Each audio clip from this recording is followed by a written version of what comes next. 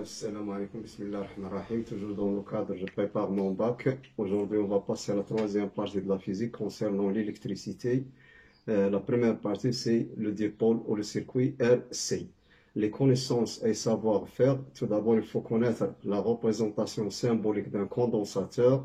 Deuxièmement, en utilisant la convention récepteur, savoir orienter un circuit sur un schéma, représenter les différentes flèches tension, noter les charges des armatures des condensateurs. Troisièmement, connaître les relations charge-intensité d'une part et charge-tension d'autre part pour un condensateur en convention récepteur. Connaître la signification de chacun des termes et leur unité. Savoir exploiter la relation Q est égal à C fois U. Quatrièmement, effectuer la résolution analytique pour la tension aux bornes du condensateur ou la charge de celui-ci lorsque le dipôle RC est soumis à un échelon de tension. En déduire l'expression de l'intensité dans le circuit et la charge en fonction des temps.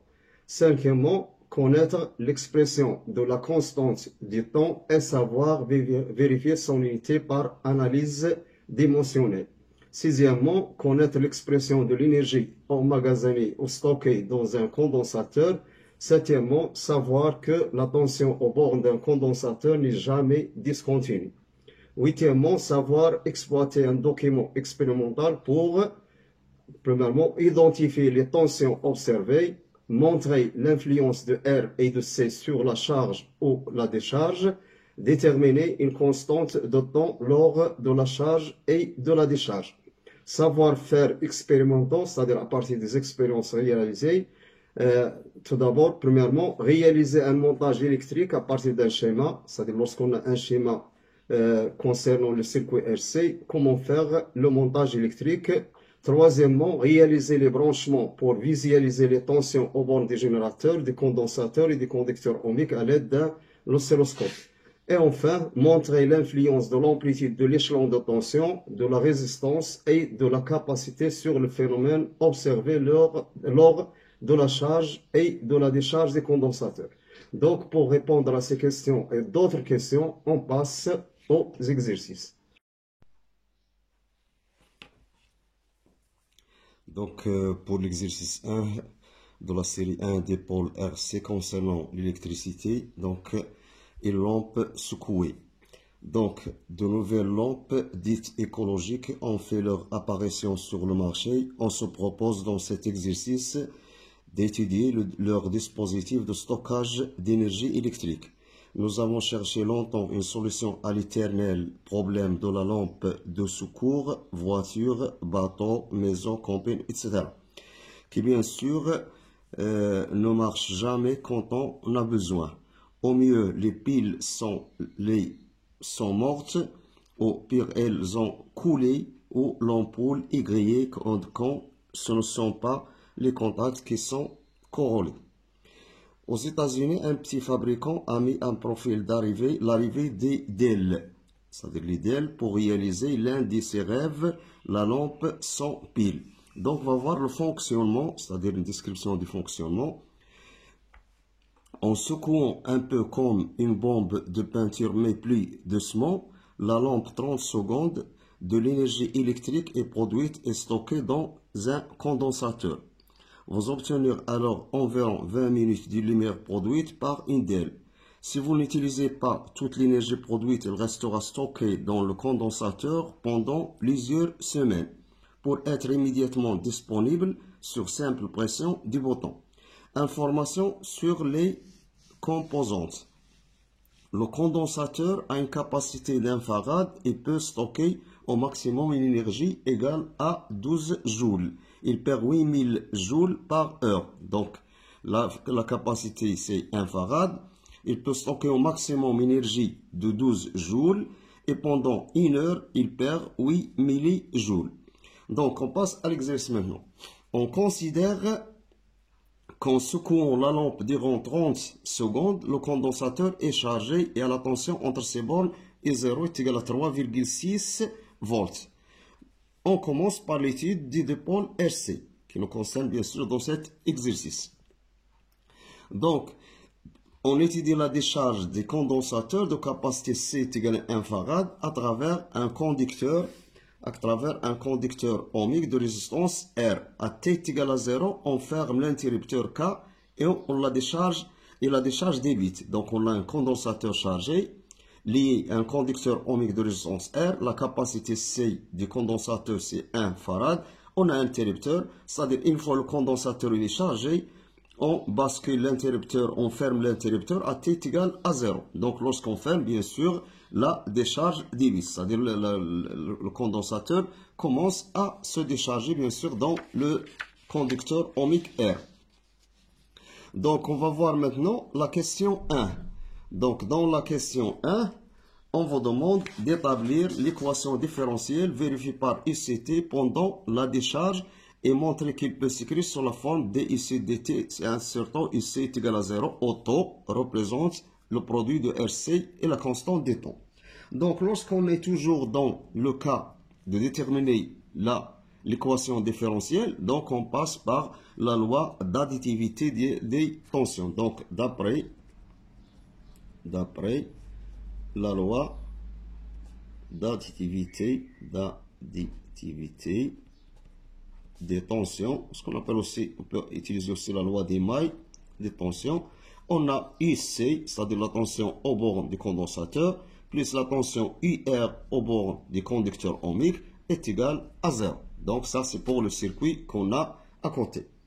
Donc, puisqu'on vous demande d'établir l'équation différentielle qui vérifie IC, donc il faut avoir seulement le IC dans l'équation. Donc ici on ne touche pas, donc on aura le UR de T. Donc, est égal, d'après la loi d'Ohm, est égal à R et de T. Donc, avec E est égal à dQ sur dt, donc est égal à D sur dt de Q de T. Avec Q est égal à CUC, donc est égal à R, D sur dt, CUC. Donc, puisque C c'est une constante, donc ça donne RC fois DUC sur dt. Donc, dans ce cas-là, on aura l'expression de UR de T est égale à RC DU sur dt et on remplace dans la loi d'additivité des tensions pour trouver enfin l'expression de l'équation différentielle. Donc dans ce cas-là, on aura le IC de T plus UR c'est RC DUC sur dt, bien sûr, est égal à 0.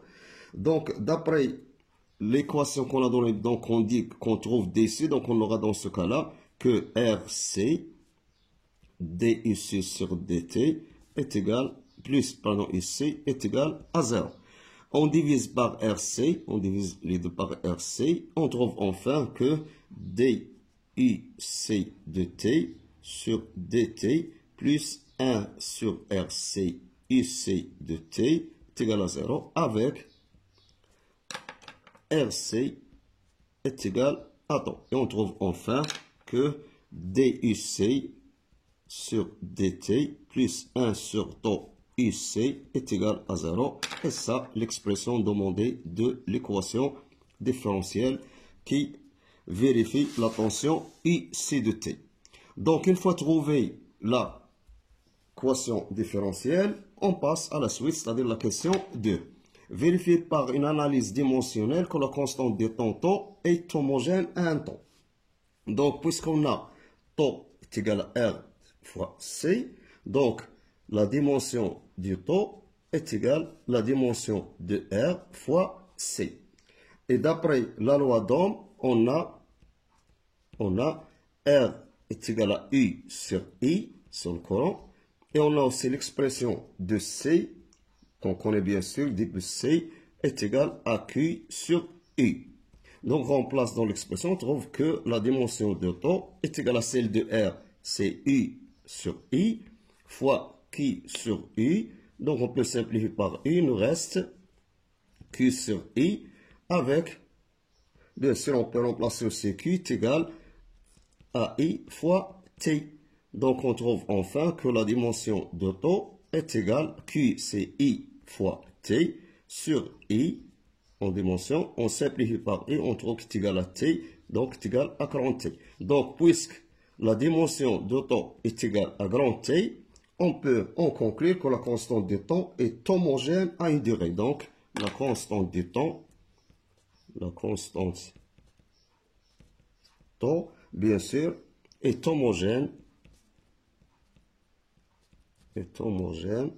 bien sûr, à une durée, à une durée. C'est pour cela qu'on l'appelle la constante de temps. Ça, c'est pour l'étude dimensionnelle qui nous permet de savoir qu'est-ce que représente cette constante appelée la constante de temps. On l'appelle constante de temps, bien sûr, parce qu'il a l'homogénéité, l'homogène à une durée.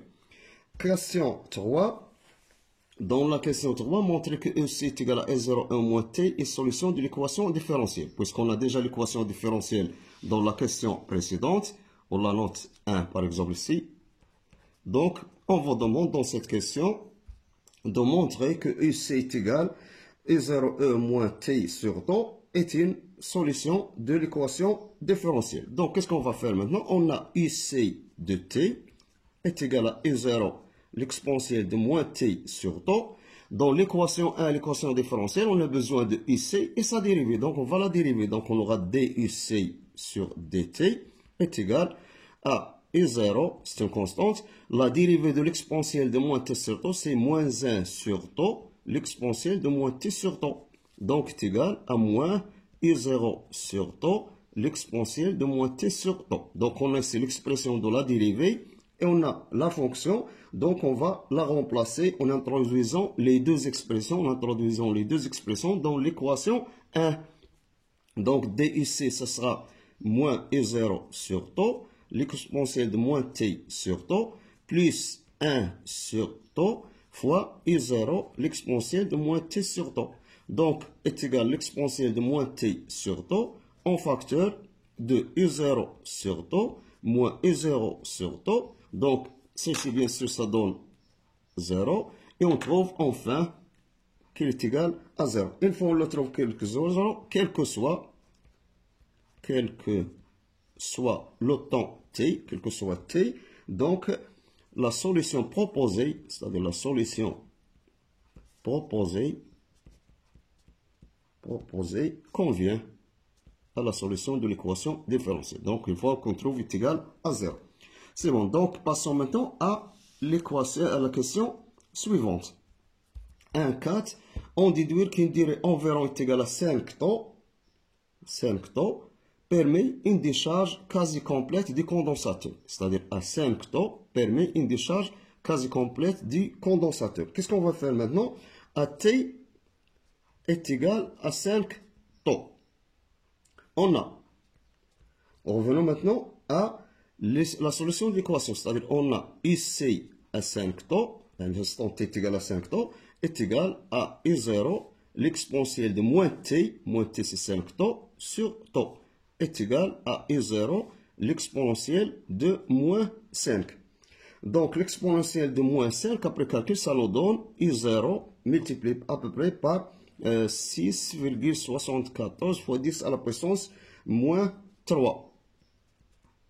Donc, dans ce cas-là, donc d'après cette expression-là, donc on peut écrire en pourcentage qui est égal à peu près à 0,67% de I0. Donc, qu'est-ce qu'on peut en déduire dans ce cas-là? Donc, la tension IC de T au bout, bien sûr, dire le temps, au bout d'une durée,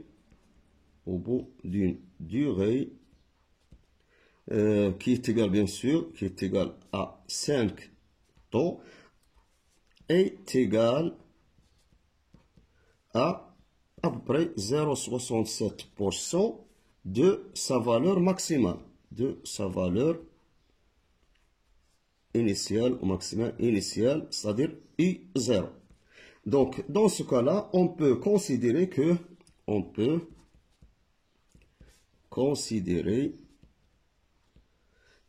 la décharge est presque complète. Considérer que la décharge est presque complète. C'est-à-dire déchargée. Donc, c'est ça pour la question 1,4. Maintenant, passons à la suite, la question 1,5. Donc, dans la question 1,5, 5, qu'est-ce qu'on a? Si l'on considère que cette durée est égale à 20 minutes, c'est-à-dire t est égal à 20 minutes. Bien sûr, 20 minutes, ça, il faut la convertir en secondes. Donc, ça sera 20, c'est 12,0 secondes. Donc, si on se pose à 20 secondes, déterminer la valeur de la résistance R des condensateurs ohmiques qu'il faut alors associer au condensateur de capacité C est égal à 1 farad. Et on a T est égal à tau, et bien sûr tau qui est égal, bien sûr 5 tau. On a déjà, parce qu'on dit, on a un temps 5 tau, cette durée, ça donne 20 minutes. Donc T est égal à 5 tau, donc est égal à 5 fois RC. Donc en remplaçant, puisqu'on a dans la question 4, on dit durée d'une durée d'environ est égale à 5 temps. Si l'on considère que cette durée, c'est-à-dire la durée précédente, est égale à 20 minutes, donc on a T est égal à 5 temps, est égal à 20 minutes, est égal à 5 fois RC. Donc on en déduit le R. Donc le R, ça sera est égal à T divisé par 5C. Donc l'application numérique, qu'est-ce qu'elle va nous donner? Elle nous donne R est égal à T, c'est 20 minutes en secondes, ça donne 2200 divisé par 5 multiplié par la capacité de condensateur utilisée, c'est qui est égal à 1 farad. Donc multiplié par 1, donc est égal à 1200 divisé par 5. Si on divise, on trouve après 240 et on peut en déduire que la résistance R est égale à 240 ohms. Donc c'est ça la valeur de R. Pour la suite, on passe maintenant à la deuxième question. Donc la deuxième question, l'énergie emmagasinée dans le dipôle RC. L'énergie emmagasinée dans le dipôle RC. Donc lors du secouement, lorsqu'on dit secouer, c'est-à-dire le faire comme agité. Secouer comme ça, par un secouement, on la fait agiter. Lors du secouement de la lampe, il y a conversion d'énergie. Parce que d'après l'introduction de l'exercice, secouer la lampe, donc il y a stockage d'énergie dans un condensateur. Donc le mouvement provoque le stockage d'énergie électrique. Donc au moment de ce mouvement de secouement, il y a conversion d'énergie. Choisir parmi les propositions suivantes celle qui décrit le mieux la situation. On commence par A. Par A. Conversion d'énergie électrique en énergie mécanique. Est-ce que lorsqu'on secoue la lampe, on a besoin de produire de l'énergie mécanique à partir de l'énergie électrique? C'est faux, parce que l'intérêt, c'est faire allumer la lampe. C'est-à-dire avoir ou produire de l'énergie électrique. Il faut savoir au début de l'exercice que le secouement de la lampe est dans le but de produire de l'énergie électrique, avoir l'énergie électrique. Donc, A, c'est faux. Conversion d'énergie chimique en énergie électrique. Donc, le mouvement de secouement, ce n'est pas une transformation chimique, donc c'est faux. C'est conversion de l'énergie mécanique en énergie électrique. Donc, production de l'énergie électrique. À partir de quoi? De mouvement mécanique. C'est-à-dire, on secoue, c'est-à-dire, on a ce mouvement-là. Donc, c'est à partir du mouvement, c'est l'énergie mécanique qui produit de l'énergie électrique. Donc, ça sera la question, la réponse C, c'est la réponse correcte, ou ce qu'on appelle la proposition le mieux, qui décrit le mieux la situation. On va voir le D, conversion d'énergie mécanique en énergie chimique. Non. Donc, il faut faire attention. Lorsqu'on vous donne des questions au choix, il faut savoir quel est le but de l'exercice, qu'est-ce qu'on cherche. Parce qu'au cours de l'utilisation de ce dispositif décrit dans l'introduction de l'exercice, le but c'est d'avoir de l'énergie électrique. Donc, l'énergie électrique, on a le choix entre la réponse C et la réponse B. Énergie électrique. Avoir l'énergie mécanique, c'est ça pas le but. L'énergie chimique, c'est non. Donc, on a le choix entre les deux. On va voir maintenant d'où vient cette énergie électrique. Est-ce que le mouvement de secouement, le secouer la lampe, produit de l'énergie chimique? Non. Donc, c'est mécanique, c'est un mouvement mécanique. Donc, et on choisit librement la réponse, ou tranquillement la réponse qui convient, bien sûr, à cette question. Maintenant, passons à 2.2. Rappelez, on vous donne rappel tout simplement, rappelez que l'expression de l'énergie électrique, c'est-à-dire l'énergie emmagasinée dans le condensateur au cours du temps en fonction de UC et T. Donc, lorsqu'on dit le condensateur, c'est un réservoir d'énergie, c'est-à-dire on en stocke l'énergie. Cette énergie est appelée énergie électrique. Cette énergie électrique, parfois on la note EE, le petit E indique électrique, E, c'est-à-dire l'énergie stockée dans le condensateur. Donc, il y a des notations qui indiquent cette énergie. Donc, voilà noter EE, l'énergie stockée dans le condensateur en fonction du temps, est égale à 1 demi C UC au carré. Donc, on vous demande l'expression, rappelez, c'est-à-dire donner l'expression. L'expression, c'est celle-ci qui nous permet de savoir de quoi dépend cette énergie. Elle dépend de la capacité du condensateur et la tension au bord du condensateur. Maintenant, passons à la question suivante, c'est-à-dire la question 3, 2, 3. On va voir qu'est-ce qu'on vous demande dans cette question 2, 3. Donc, la question 2, 3, calculer l'énergie E1 maximale emmagasinée dans le condensateur à l'issue de sa charge lorsque la tension entre ces bornes et 0 est égale 3,6 volts. Vérifiez qu'il ne dépasse pas les performances annoncées dans le constructeur. Donc, dans ce cas-là, on vous demande de calculer l'énergie maximale. Donc, EE max, d'après l'expression précédente, ça sera égal à 1 demi C, c'est une constante, et C au carré max, parce que la tension qu'on peut faire varier. Par contre, la capacité de condensateur ne change pas, c'est une constante. Donc, dans ce cas-là, on peut faire nos calculs avec IC max, c'est I0 qui est égal à 3,6 volts. Et dans ce cas-là, on peut faire notre calcul EE max est égal à 1 demi. Le C, c'est 1 farad, fois 3,6 au carré. Le calcul, ça nous donne 6,48 joules. Donc, la valeur maximale, donc on peut l'écrire ici, donc la valeur EE maximale que peut stocker ce condensateur lorsqu'il y a une tension de 3,6 volts, c'est 6,48 joules. Donc, une fois la valeur est calculée, qu'est-ce qu'on vous demande après? Vérifier qu'elle ne dépasse pas les performances annoncées par le constructeur. Donc, le constructeur, qu'est-ce qu'il nous dit? Que lorsqu'on charge le condensateur, l'énergie stockée ne dépasse pas 12 joules. Ne dépasse pas 12 joules. Donc, puisque 6,48 est inférieur, donc on a EE maximal stocké dans le condensateur est inférieur à 12. Dans ce cas-là, on peut dire qu'il ne dépasse pas donc la valeur calculée, ou la valeur trouvée, la valeur calculée ne dépasse pas, bien sûr, les performances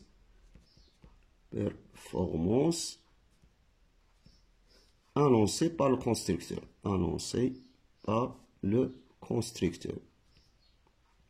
Parce que le constructeur nous dit au début que l'énergie stockée dans le condensateur ne dépasse pas 12 joules. Une fois on a trouvé une valeur inférieure, c'est bien. Donc, il ne dépasse pas la valeur indiquée par le constructeur. Donc, maintenant, on passe à la question 2.4. Dans cette question 2.4, vérifiez par un calcul que la lampe ne pourra pas fonctionner sans être secouée après plusieurs semaines sans utilisation. Vérifiez par calcul, c'est-à-dire si on vous demande par calcul, vérifiez par calcul que la lampe ne pourra pas fonctionner sans être secouée après plusieurs semaines sans utilisation. Donc, on revient au texte. On sait que dans le texte qu'on a au début indique que le condensateur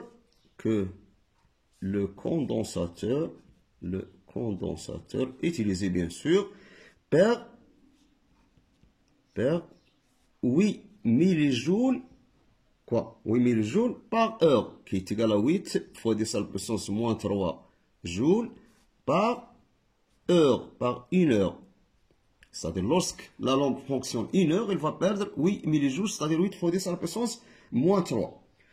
Calculons maintenant la durée delta T. Par exemple, calculons la durée qu'on va noter, par exemple, delta T, la durée delta T nécessaire nécessaire pour qu'il perde,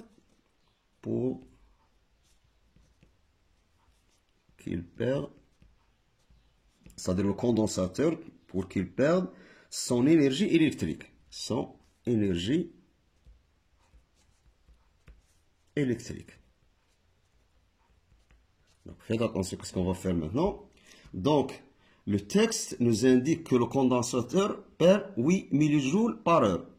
Là, l'énergie stockée au maximum par le condensateur ne dépasse pas 12 joules. Dans la question précédente, une fois la tension est 0 égale à 3,6, l'énergie stockée ne dépasse pas 6,48. Donc maintenant, qu'est-ce qu'on va faire? On va calculer le delta T. Donc avec delta T, à quoi est égal? C'est égal l'énergie maximale divisé par l'énergie perdue au cours d'une heure, c'est-à-dire 8 fois 10 à la puissance moins 3. Donc, si on remplace maintenant, donc ça sera 6,48 divisé par 8 fois 10 à la puissance moins 3. On trouve une valeur à peu près égale à 10 heures, c'est-à-dire 810 heures. Donc, pour la convertir en semaine, donc on a dans une semaine, c'est-à-dire on a delta T est égal à 810 divisé par une semaine, c'est 7 jours. En jour, on a 24 heures. On trouve à peu près est égal à 4,8 semaines. Donc, pour que le condensateur consomme ou perd toute l'énergie maximale qu'il a stockée, il lui faut 4,8 semaines. Donc, qu'est-ce qu'on va déduire maintenant? C'est-à-dire à peu près, si vous voulez, on peut l'écrire après 5 semaines. Une approximation. La conclusion maintenant qu'on peut tirer à partir de ce calcul, c'est que au bout d'environ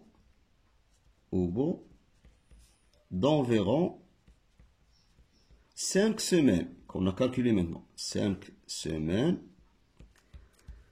sans utilisation,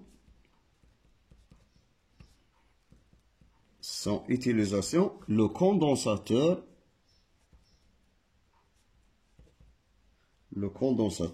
a perdu toute son énergie électrique. Son énergie électrique. Stocké, bien sûr, qui était déjà calculé, 6,48.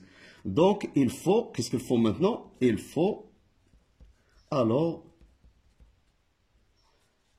secouer la lampe. Pour quelle fonction, bien sûr?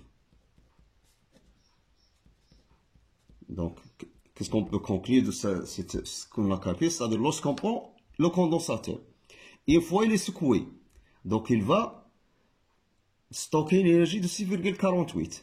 Si on laisse la lampe sans utilisation, c'est-à-dire il est stable, donc il va rester après 5 semaines. Une fois qu'après 5 semaines on vient pour l'utiliser, on trouve que le condensateur il est totalement déchargé. Donc qu'est-ce qu'il faut faire? Il faut le secouer une deuxième fois. Donc le secouement, c'est un phénomène mécanique qui nous permet de stocker de l'énergie électrique. Et ça, c'est un domaine où on utilise bien sûr le condensateur. Donc pour l'exercice 2 maintenant, exercice 2, on considère le circuit électrique de la figure 1. Donc si on a la figure 1, voilà.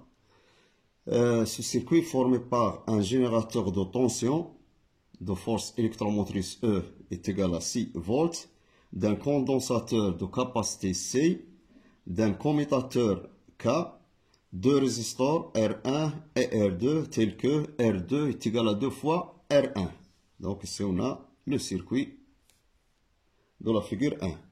Un ampèremètre, le condensateur étant initialement déchargé, à T égale à 0, on bascule K en position 1.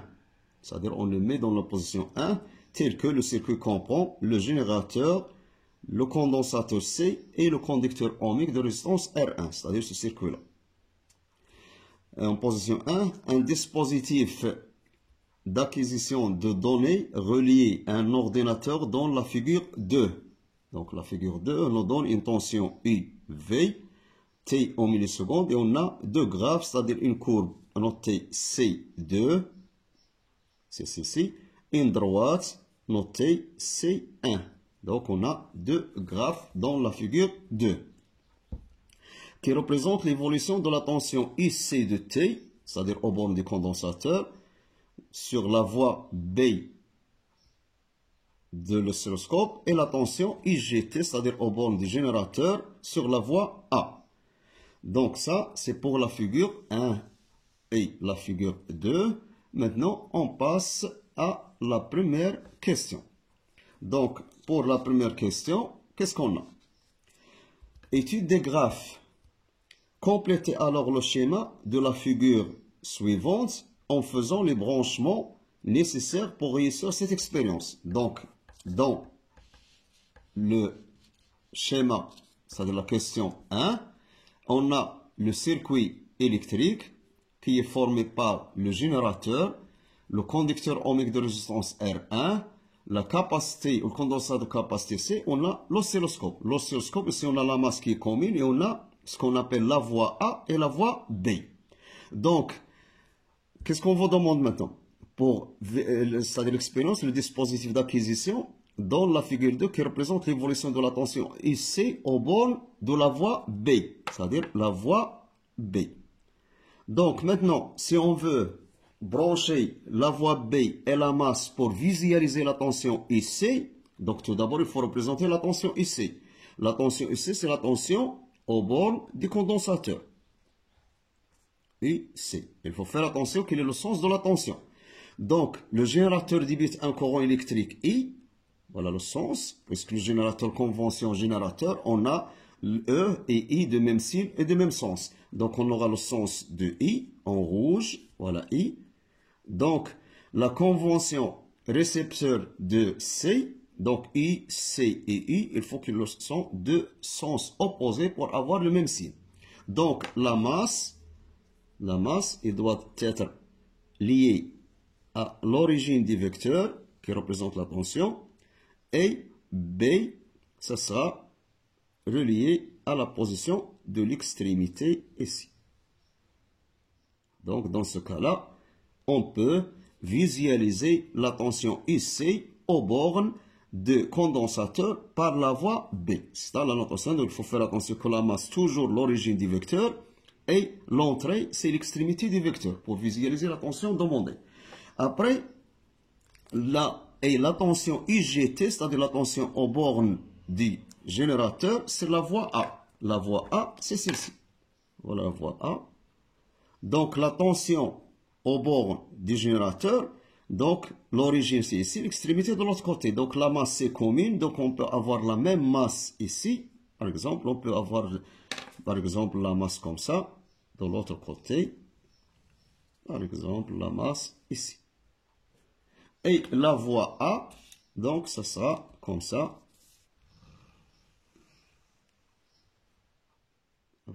Donc pour visualiser la tension IG aux bornes, donc ici on aura la tension I au bord du générateur en fonction du temps. Donc ce dispositif nous permet d'observer directement sur l'écran de l'oscilloscope les deux courbes C1 et C2. Ça c'est pour la question 1.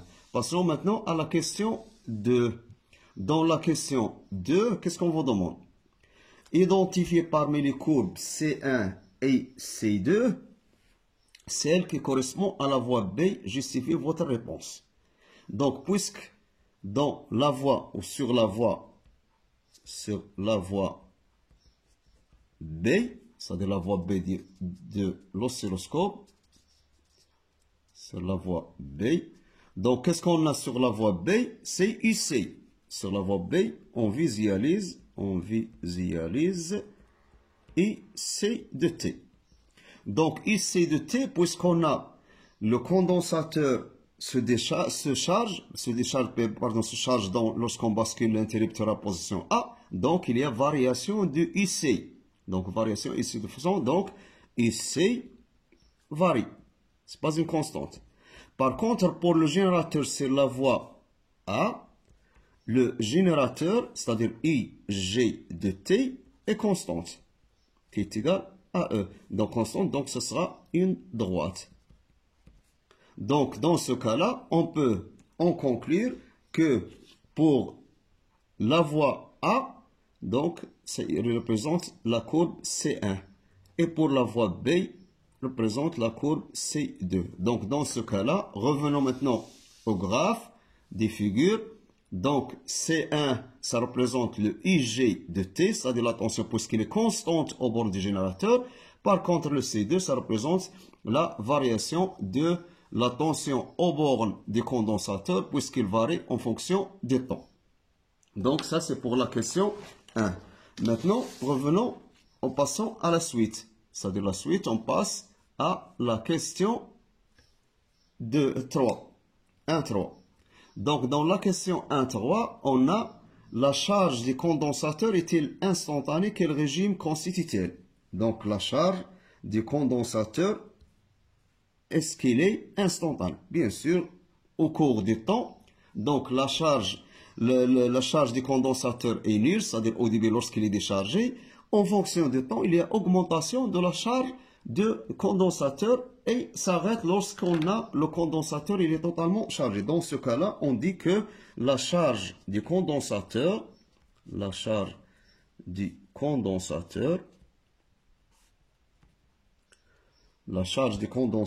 n'est pas instantanée. N'est pas instantanée. N'est pas instantanée, c'est-à-dire il augmente,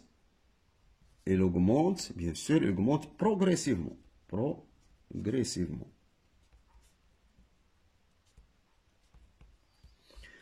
Et le régime, bien sûr, c'est le régime transitoire. C'est ça, le nom du régime utilisé. Pour la deuxième question, établir l'équation différentielle de la forme taux dIC au-dessus dt plus ici est égal à E et E vérifié par la tension IC au bord du condensateur exprimé en fonction de R1 et C. Donc ici on a le circuit, c'est-à-dire lorsqu'on a basculé l'interrupteur à la position K, on aura le circuit sous cette forme. Donc si on a le générateur qui débite un courant I, par exemple comme ça, voilà le sens, c'est bien, c'est clair, et au bord des pôles des conducteurs ohmiques, on a IR, ici on a IC, IR1, puisqu'on parle de la résistance R1. Donc, d'après la loi d'additivité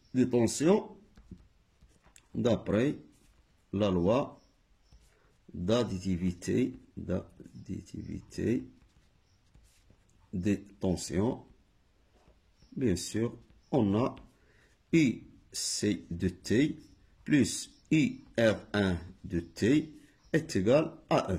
Donc, puisqu'on a le circuit est formé par trois tensions. La tension au bord du générateur, c'est la force électromotrice E.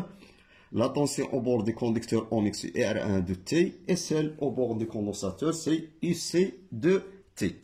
Donc, puisqu'on vous demande d'établir l'équation sur la forme IC, c'est-à-dire qui vérifie la tension IC, donc, en revenant à IR1 de T, donc, qui est égal d'après la loi d'Ohm, R1 fois I de T, qui est égal à R1 fois dQ de T sur dt, qui est égal à R1 fois D sur dt de C, IC, et enfin, on le trouve qui est égal à R1 fois C, DUC de T sur dt. Et on remplace dans l'expression au début, donc on trouve enfin que IC de T plus R1C DUC sur dt est égal à E. Donc, on aura dans ce cas-là R1C DUC sur dt plus IC est égal à E. Et c'est ça l'expression de l'équation différentielle. En posant R1 de C est égal à constant temps, on peut revoir à nouveau l'expression sous cette forme taux DUC sur dt plus IC est égal à E. Et ça, l'expression demandée qu'on va noter 1. Donc, on a maintenant l'expression de l'équation différentielle. La question suivante, c'est la question 3. Sachant que l'intensité du courant du circuit se crée sous cette forme-là. I de T est égal à E sur R1 fois l'exponentielle de moins t sur temps.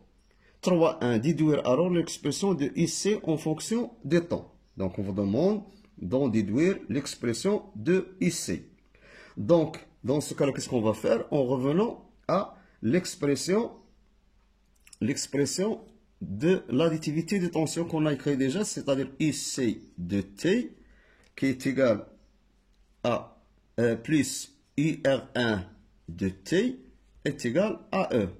On en déduit l'expression de IC de T qui est égal à E moins IR1 de T. Parce qu'il faut faire intervenir le I. Et I, on peut avoir I d'après la loi d'Ohm dans l'expression de R1. Donc, est égal à E moins IR1 d'après la loi d'Ohm, c'est R1 I de T. Donc, on remplace l'expression de I de T ici. On trouve que le IC de T est égal à E moins R1 fois E sur R1, l'exponentielle de moins T sur temps. R1 avec R1, donc c'est E moins E, l'exponentielle de moins T sur temps. Le E en facteur, ça sera E en facteur de 1 moins l'exponentielle de moins T sur temps. Et enfin, on trouve l'expression de IC de T est égal à E en facteur de 1 moins l'exponentielle de moins T sur temps. Donc, c'est ça l'expression. On la note l'équation 2. Donc, ici, on a dans l'équation 1 l'équation différentielle. Et c'est l'expression de IC de T qui représente bien sûr directement la solution de cette équation. Passons maintenant à la question 3.2. La question 3.2, à l'instant T est égal à 0. L'ampèremètre indique une valeur et 0 est égal à 0,06. Déduire la valeur du R1 du dipôle RC.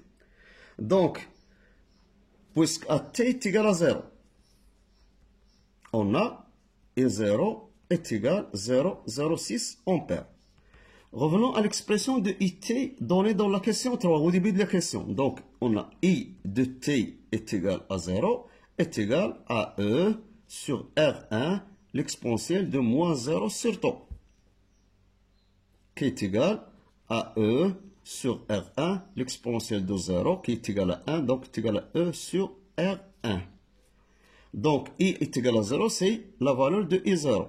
Et on trouve que E sur R1 est égal à I0 avec maintenant R1 qu'on cherche est égal à E sur I0. Voilà l'expression de R1.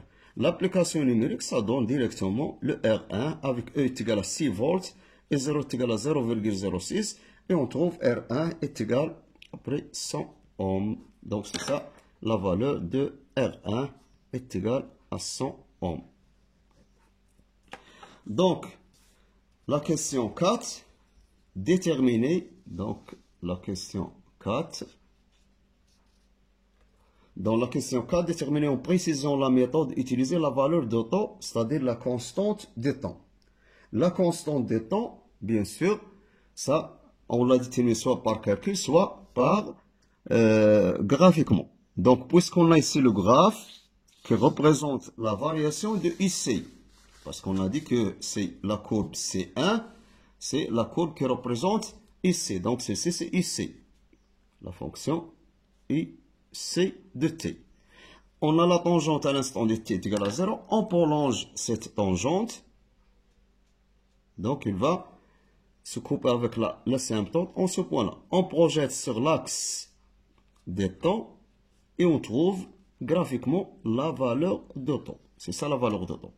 Donc, si on a 2, c'est-à-dire 1, 2, c'est-à-dire chaque carreau, donc si on a 1, 2, 3, 4, 5 carreaux, ça représente 2. Donc, chaque carreau représente 0,4, 0,4, 0,8, 1,2, 1,6, donc 2. Donc, chaque carreau représente, donc on trouve que temps, graphiquement, d'après le graphe, est égal à 0,4 en unité donnée ici, c'est le milliseconde. Ça, c'est la méthode graphique, parce qu'il y a une autre méthode qu'on va traiter après, c'est-à-dire la méthode par calcul. Donc, ici, on peut dire que graphiquement,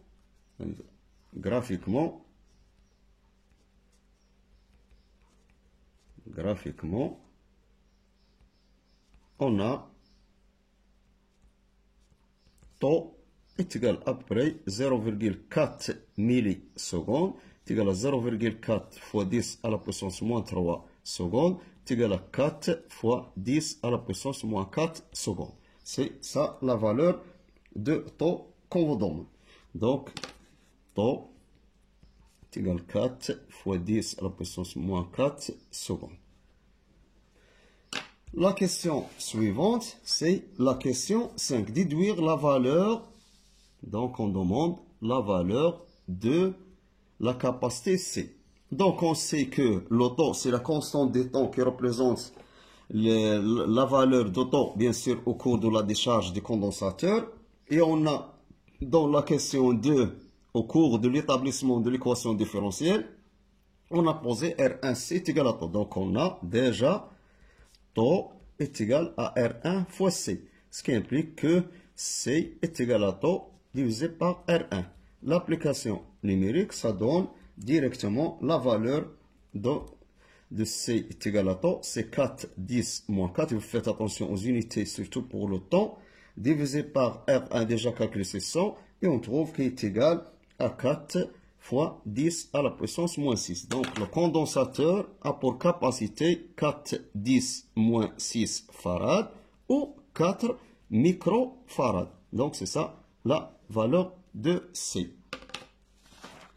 Pour la question suivante, donc on a dans la question suivante, c'est compléter le tableau. On vous demande de compléter un tableau. Compléter le tableau suivant en faisant le calcul nécessaire.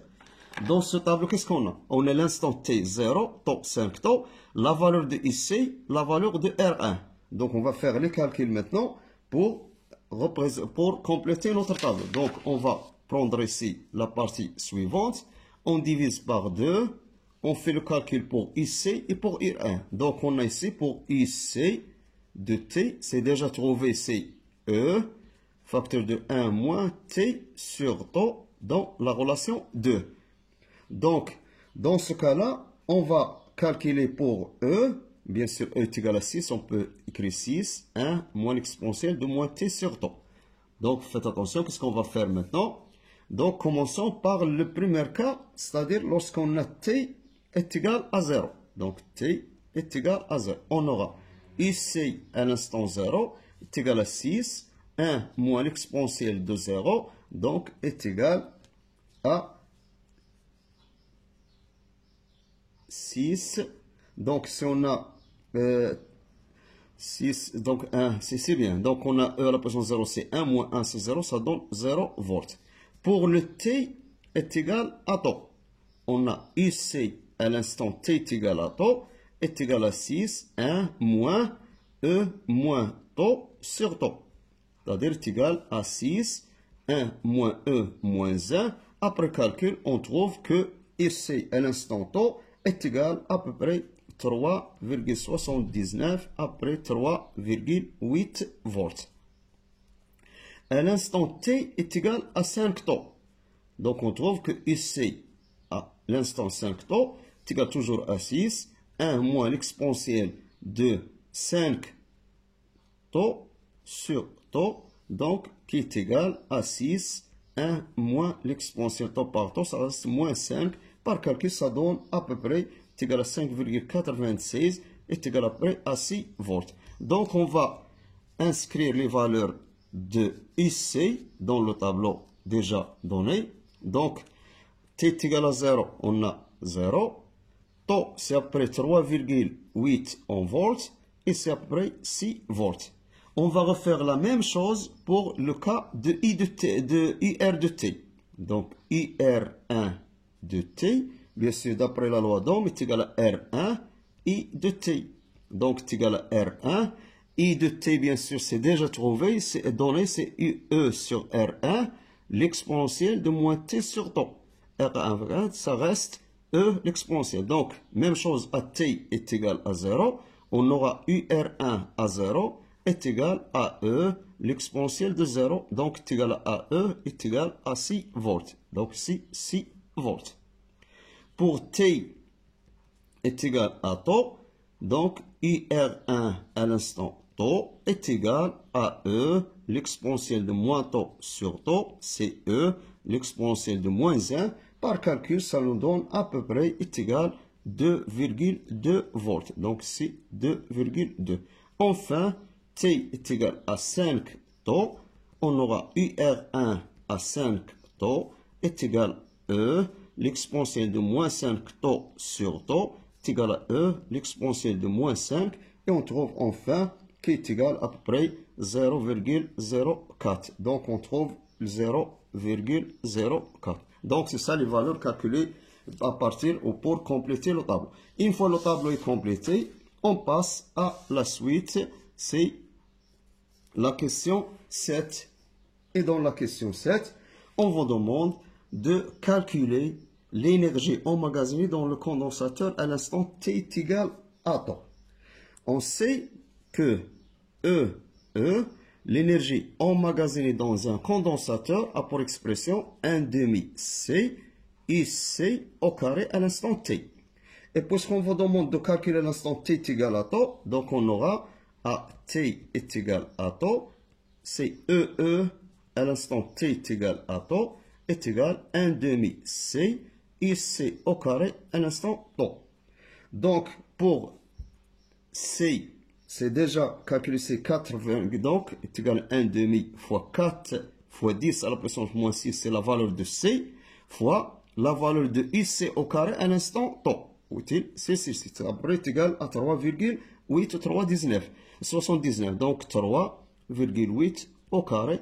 Après calcul, on trouve notre valeur, c'est à l'instant tau, c'est l'énergie emmagasinée dans le condensateur à l'instant t est égal à tau. Donc on la trouve à peu près est égal 28,7 fois 10 à la puissance moins 6 joules ou est égal à 28,7 microjoules. Donc c'est ça la valeur de l'énergie stockée ou emmagasinée dans le condensateur après un instant t est égal à tau. Passons maintenant à la suite, c'est la question. La question 8. Le condensateur précédent est complètement chargé. Il est chargé maintenant. À une nouvelle origine des temps t est égal à 0, on bascule le commutateur K en position 2. Donc revenons maintenant à la figure qui représente le circuit. Voilà. Qu'est-ce qu'on a dit? Lorsqu'on a basculé le condensateur K, c'est le phénomène de la charge. Une fois il est chargé, on bascule vers 2. Lorsqu'on le bascule vers 2, qu'est-ce qu'il reste dans le circuit? Il reste le C, le R1 et le R2. Donc on peut faire ce schéma-là, c'est-à-dire le schéma qui représente le circuit pour le question 8. C'est-à-dire il y a le R2, on va le mettre ici, donc le conducteur ohmique R2, le conducteur ohmique R1, le condensateur C, c'est ça le circuit lorsqu'on fait basculer l'interrupteur à la position 2. Donc c'est un circuit qui comprend un condensateur de capacité C chargé, un conducteur ohmique de résistance R1 et un conducteur ohmique de résistance R2. Donc la question 1, de quel phénomène s'agit-il? Puisque le condensateur il est chargé et on le branche dans un dipôle R1 ou R2, donc le phénomène qui se passe, c'est le phénomène de la décharge. Donc le phénomène de la décharge. Bien sûr, de quoi? Des condensateurs. Des condensateurs. C'est bon. Maintenant, passons à la question 8.2. L'équation différentielle vérifiée par la tension IC au borne du condensateur est DIC D plus IC. Tau prime, c'est la constante des temps des dipôles RC. Utilisée dans ce cas. Exprimer pour calculer la constante de temps tau prime relative à ce phénomène conclu. Donc, on vous demande d'exprimer tau prime et la calculer. Donc, d'après l'équation, bien sûr, différentielle, si on vous demande d'exprimer, on va tout d'abord en déduire ou trouver l'expression de l'équation différentielle. Revenons à ce circuit-là. Donc, ici, on a trois tensions. Si, par exemple, on choisit l'orientation du courant dans ce sens-là. Donc, on aura ici UR1, on aura ici UC, et ici, on aura UR2. Donc, d'après la loi d'additivité de tension, d'après la loi d'additivité des tensions, on a UC de T plus UR1 de T plus UR2 de T est égal à 0. Donc maintenant, on va établir l'équation différentielle pour en déduire l'expression de temps prime, c'est-à-dire la nouvelle constante de temps. UC, donc on commence par UR1. UR1 est égal à R1 fois I de T. UR2 est égal à R2 fois I de T. Donc on aura dans ce cas-là que UC de T plus UR1 c'est R1 I de T plus R2 I de T est égal à UC de T plus R1 plus R2 en facteur de I de T est égal à 0. Avec, bien sûr, on connaît déjà ça, c'est I de T directement est égal à C DUC dt. On trouve enfin que UC de T plus R1 plus R2 fois C DUC de T sur dt est égal à 0. C'est-à-dire R1 plus R2 fois C DUC sur dt plus UC de T est égal à 0. Faites attention à cette équation maintenant. C'est l'équation différentielle qui vérifie la tension UC. Dans le circuit, on a basculé l'interrupteur à la position 2. Donc, si on la compare à l'équation donnée ici, donc on fait l'analogie entre eux, on trouve, c'est-à-dire l'équation ici 1 ou l'équation A, c'est si on l'appelle A et B. Donc, A et B, on peut en déduire quoi? Que le temps prime est égal à R1 plus R2 fois C. Donc, c'est ça l'expression de la nouvelle constante de temps. Donc, exprimé pour calculer la constante de temps. On calcule maintenant, calcul de temps prime. Donc, pour temps prime, donc le calcul, c'est-à-dire d'après l'expression, on peut la calculer. Donc, calcul de temps prime, donc aussi on aura temps prime est égal à C, c'est 4 fois 10 à la puissance moins 6. Pour moins 6, c'est la valeur de. La valeur de R1, puisqu'on a R1, et R2, c'est 2 fois R1. Donc, est égal à 4 fois 10 à la puissance moins 6 fois 3R1. 3R1. On remplace, on trouve temps prime est égal à 4 fois 10 à la puissance moins 6 fois 4 moins 6. Donc, le condensateur, c'est bien 4 moins 6. Le R, 3R1. La valeur de R1, c'est trouvé, c'est 100. Donc, ça sera 3 fois 100.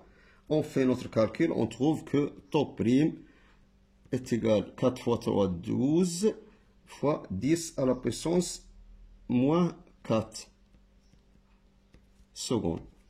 Donc, une fois la valeur de temps prime est calculée, donc on trouve que temps prime est égal à 120 millisecondes. Et si on la compare à temps déjà calculé qui est égal à 40 millisecondes, on a déjà calculé, on a temps est égal à valeur 40 millisecondes qu'on a trouvé graphiquement. Donc, qu'est-ce qu'on peut en déduire d'après ce résultat-là? Que le temps, c'est-à-dire la constante de temps au moment de la décharge, c'est 120 et au moment de la charge, c'est 40 millisecondes. On peut en déduire que la durée de la décharge, donc conclusion, la durée de la décharge du condensateur est supérieure bien sûr à quoi? À la durée de la charge du condensateur. Et c'est ça la conclusion. Bien sûr, on peut se demander pourquoi il est supérieur, parce que dans la charge, on a un circuit qui comprend seulement un dipôle de résistance R1, et dans la décharge se fait dans deux conducteurs ohmiques de résistance R1 et R2. C'est pour cela qu'on a trouvé que le temps est supérieur, et on peut avoir d'autres cas, bien sûr, dans la suite des exercices.